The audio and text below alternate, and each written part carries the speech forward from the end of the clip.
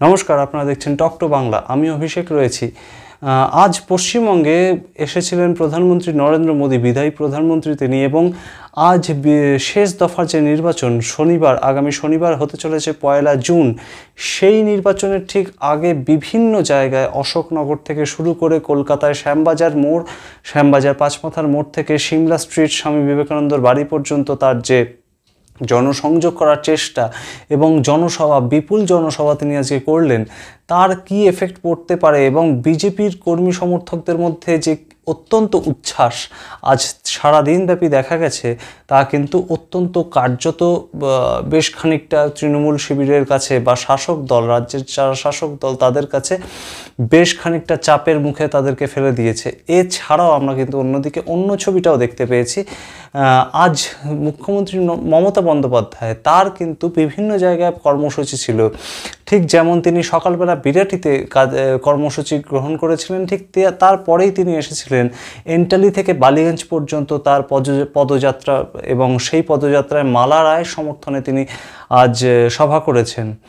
প্রসঙ্গত উল্লেখ করা ভালো যে গত 2014 সাল থেকে 2014 সালের যে লোকসভা নির্বাচন থেকে আগামী যে 9টি কেন্দ্র পশ্চিমবঙ্গে ভোট হওয়া বাকি আছে এখনো পর্যন্ত, সেই 9টি কেন্দ্রই কিন্তু তৃণমূলের দখলে 2014 সালের পর থেকে, এবং অত্যন্ত তৃণমূলের স্ট্রং কিছু কেন্দ্র হিসেবেই এই 9টি কেন্দ্র পরিচিত। যেমন ডায়মন্ড হারবার, যেমন উত্তর কলকাতা, দক্ষিণ কলকাতা, যাদবপুর, বারাসাত এবং দমদম ইত্যাদি বিভিন্ন জায়গাগুলো কিন্তু অত্যন্ত পরিচিত কেন্দ্র তৃণমূলের লোকসভার নিরিখে অন্তত।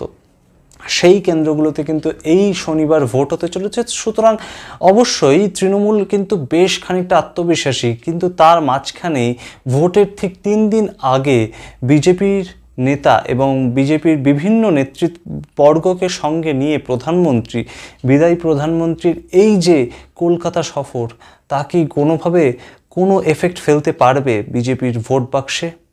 অন্যদিকে আরেকটা খবর, সেটা হচ্ছে যে প্রধানমন্ত্রী কিন্তু অলরেডি ডিক্লেয়ার করে দিয়েছেন নানান রাজনৈতিক ব্যস্ততা, তরজা, কর্মসূচি এবং প্রত্যেক দিনের তর্ক বিতর্ক বিভিন্ন কিছু শেষ করে কিন্তু 7ম দফা নির্বাচনের শেষে প্রধানমন্ত্রী চলে যাচ্ছেন কন্যাকুমারীতে নিজের সঙ্গে নিজের সময় কাটাতে, এবং ধ্যানমগ্ন হবেন তিনি 2 দিনের জন্যে সেইখানে, যেখানে এক সময়ে স্বামী বিবেকানন্দ ধ্যানমগ্ন হয়েছিলেন কন্যাকুমারীতে।